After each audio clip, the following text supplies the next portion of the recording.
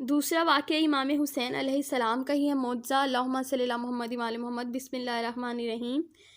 یہ واقعہ یوں ہے کہ جیواجی مہاراج کی شادی کا زمانہ نزدیک آیا تو پنڈتوں نے پوتھی بچاری تو ماہ محرم کی 9 کا مہورت نکلا۔ اس امر سے علاوہ ہندو مسلم امرا وزراء اور سرداران ریاست کے خود مہاراج کو بھی سخت فکر دامن گیر ہوئی کہ یہ مہینہ غم و ماتم کا ہے۔ ان دنوں میں ہندو مسلمان شادی بیاہ اور ہر طرح کے مراسم میں خوشنودی سے اعتراض کرتے ہیں۔ مصلحت یہی ہے کہ شادی کا مہورت بدل دیا جائے ورنہ گڑبڑ پھیلنے کا احتمام ہے۔ مگر اس انوکھی بات بھلا کس طرح چھپ سکتی تھی؟ انن فنن سارے شہر میں خبر دوڑ گئی اور محلہ محلہ اور گھر گھر اس کا چرچا ہونے لگا۔ ہر شخص اپنے عقیدے اور عقل کے مطابق رائے زنی کرنے لگا، حتیٰ کہ ہلال محرم نمودار ہو گیا۔ اب کچھ عجیب ہی حالت تھی۔ تھوڑے ہی عرصے میں کتنے ہی چھوٹے بڑے دربار اور خفیہ مشورے منعقد ہوئے۔ مہاراج کی جانب سے پنڈتوں کو سمجھایا گیا۔ مسلمانوں نے پرہتوں کی منتیں کی کہ پنڈت جی، ہم زندگی بھر آپ کا احسان نہ بھولیں گے، بڑی کرپا ہوگی، 2-4 دن کا آگا پیچھا کوئی بڑی بات نہیں، ذرا مہورت ادھر ادھر کر دیا جائے تو اچھا ہے۔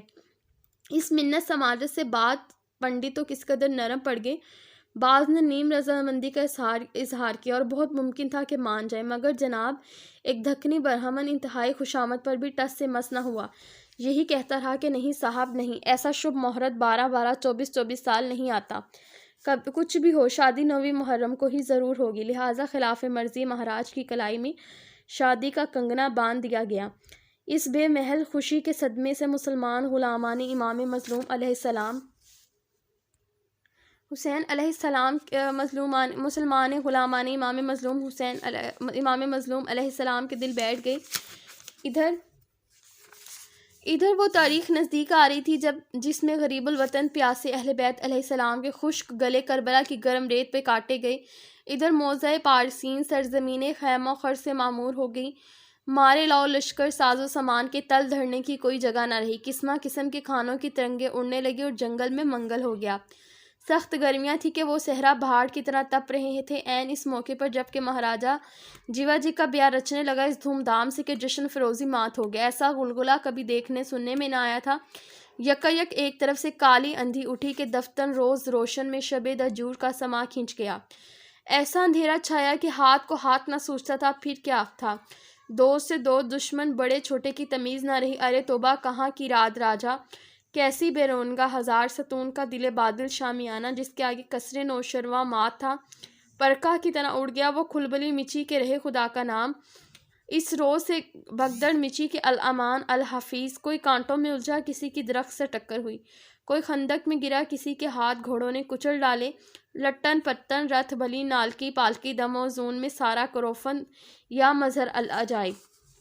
حالی موالی مہاراجہ سب غائب۔ وہ چیخ پکار مچی، ایسی گڑبڑ پھیلی کہ توبہ توبہ۔ اس نفسا نفسی میں کہ باپ بیٹے کا نہ بیٹا باپ کا، کیا آدمی کیا جانور سب تتر بتر ہو گئے۔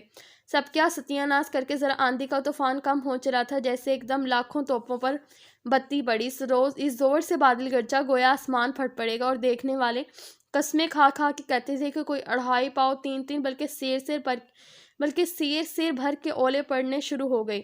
اب زمین و آسمان میں کہیں پناہ نہ تھی۔ وہ تن آور درخت جو آندھی سے مجلجلے ہو چکے تھے، اولوں کی مار سے چڑچڑا کر زمین پہ آ رہے تھے۔ اور وہ مرہٹی فوج جس کے مارکہ آرائیوں سے ملک ہند میں کیسے کیسے انقلابات ظہور میں آئے جسے تاریخ کبھی فراموش نہیں کر سکتی، اس خدائی قہر کتاب نہ لا کر کھیلوں کی طرف بکھر گئی۔ معلوم ہوتا تھا کہ اللہ میاں نے آج اپنی خدائی حضرت امام حسین علیہ السلام کو سونپ دیا اور حضرت خفا ہو گئے ہیں۔ بس اشارے کی دیر ہے، سونپ پھونکا جائے اور قیامت آ جائے۔ آسمانی گولوں یعنی تباہ کن اولوں نے پل بھر میں پتھراؤ کیا۔ ذرا سی دیر میں بادس قیاس کھنچ گیا۔ جہاں ابھی ابھی رقص تھا، دوسروں کی محفل راجہ کے اندر اکھاڑے سے پہلو مار رہی تھی، وہاں ہو برسنے لگا۔ اس بدحواسی کو کیا کہیے کہ کہاڑ تک نئی نویلی دلہن ریاست کی ملکہ مہارانی کا ڈولہ سنسان بیان میں چھوڑ کر اڑن چو ہو گئے۔ مگر یہ جانسار بھی یاد رکھیں کہ اس حشر انگیزی میں جب کوئی کسی کا نہ تھا، صرف ایک وفادار مسلمان حسن خان بھیا نے پیٹھ نہ دکھائی اور یہ شیر دل شمشیر بہرنہ لیے مہارانی کے ڈولے کی حفاظت کرتا رہا۔ حالانکہ مہارانی کے کہنے کے باوجود کہ وہ بھی آفت میں اپنی جان بچانے کے لیے کہیں چلا جائے، مگر بادشاہ کا مگر شاباش اس کا کہ وہ ڈولا چھوڑ کر ایک قدم بھی پیچھے ہٹنے پر تیار نہ ہوا۔ خدا خدا کر کے توبہ قبول ہوئی، اولے تھمے، مطلع صاف ہوا اور بگوڑوں کی جان میں جان آئی، جن کے ہاتھ پیر میں کچھ سکت باقی تھی، لرزاں و ترساں کھائے خندقوں میں سے نکل کر کیمپ کی طرف رجوع ہوئے۔ ہر طرف ایک عبرتناک منظر تھا، سارا کیا خاک میں مل گیا، کیمپ کا کیمپ قلب پریشان کی طرح منتشر، لکھوں لکھا روپے پر پانی پھر گیا۔ اب کہاں کا مہورت اور کہاں کی شادی، وہ تو گویا قضا کے منہ سے نکلے، مرتے مرتے بچے، مہاراجہ سے لے کر ادنا خدمت گزار تک کے دل پر سید الشہداء علیہ السلام کی عظمت طاری ہوگی، اور باراتی جو نہایت تذک اور احتشام سے شادی کا جلوس بن کے کر گئے تھے، ایک لٹے ہوئے قافلے کی طرح یا امام حسین علیہ السلام یا امام حسین علیہ السلام کہتے ہوئے خاک بصر شہر کو پلٹے، اور عظمت امام حسین علیہ السلام کے ایسے قائل ہوئے کہ پھر کبھی بھی عزاداری سید الشہداء حضرت امام حسین علیہ السلام کے خوف سے کسی کچھ کہنے کی جرت نہ ہوئی۔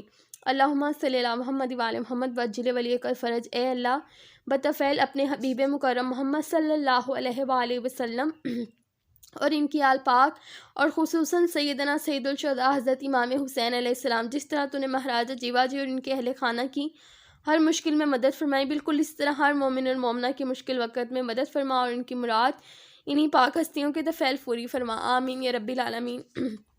اللہم صلی علی محمد وعلی محمد وعجل ولیک الفرج۔